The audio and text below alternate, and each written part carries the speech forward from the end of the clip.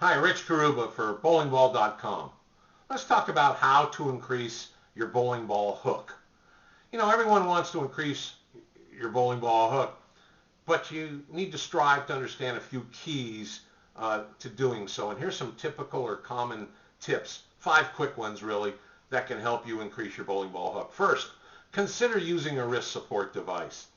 If you're not a power player already, who is already getting maximum hook, then a wrist support device will prop up the back of your bowling wrist, regardless of left-handed or right-handed.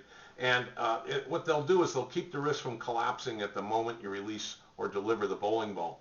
When the wrist collapses at the moment you release it, the thumb remains in the ball far too long. And usually the thumb and the fingers exit the ball at the same time, which produces a very moderate to low rev rate, and it won't help you hook the ball.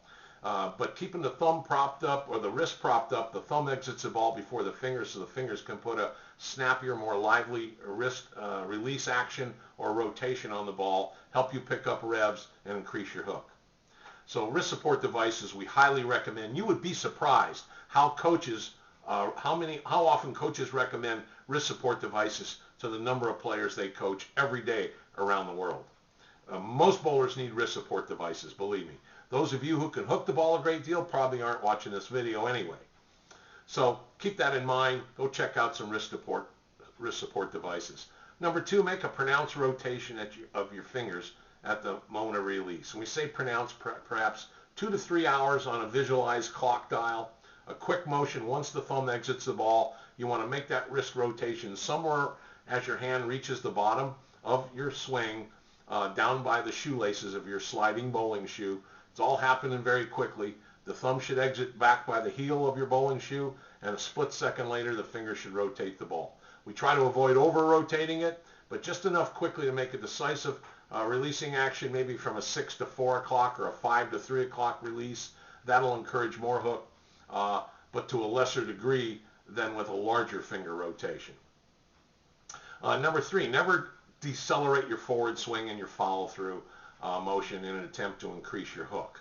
A crisp and accelerated follow-through swing motion will always aid and enhance the releasing action, so you can make an effective release on the bowling ball. So don't quit on your swing, follow through.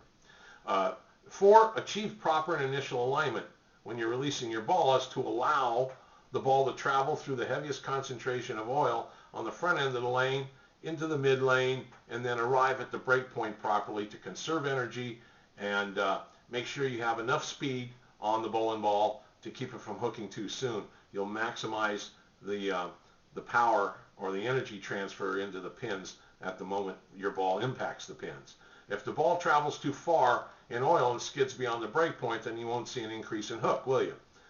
Proper alignment and good lane adjustments are key to maximizing effective hook potential. That's the best way to say it. And finally, choose a bowling ball which creates a high track flare potential and has a high differential of RG rating. The greater the track flare, the stronger the ability of the ball to hook from the break point to the pocket. It'll hook a little more sharply than a lower track flare bowling ball.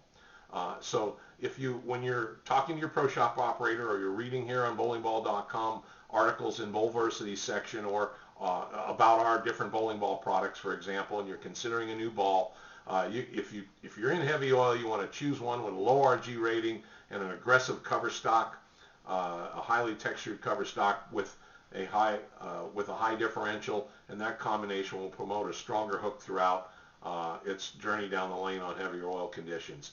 On drier lanes, a stiffer pearl cover stock matches best for those dry lanes. All right? So I hope some of those tips help you on learning how to increase your ball hook. We thank you for stopping by.